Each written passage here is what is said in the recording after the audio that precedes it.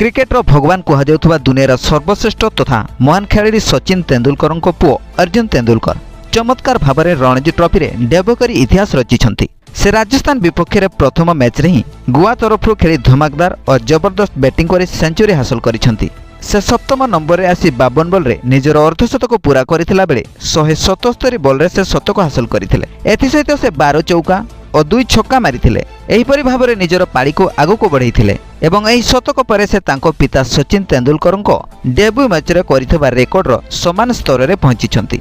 Sachin Tendulkar 12 December 1988 रे निजर Ranji trophy debut match रे शतक हासिल करथिले एवं तांको पो अर्जुन तेंदुलकर मध्य सेही परि भाव में कारनामा करि देखैछंती। आपनको कहि रखुछि कि एही लिस्ट रे सचिनक व्यतीत रोहित शर्मा, पृथ्वी शॉ, यशदुल, अमूल मजुमदार और प्रियमको नाम सामिल रही। बामहाती द्रुत बॉलर ऑलराउंडर प्रथम मुंबई टीम रो अंश थिले, किंतु सेठारे डेब्यू करिवार सुजोग मिलि नथिबारु से गोवा टीम रे जोग दैथिले एवं प्रथम मैच रे ही चमत्कार भाव में शतक हासिल करिसंती।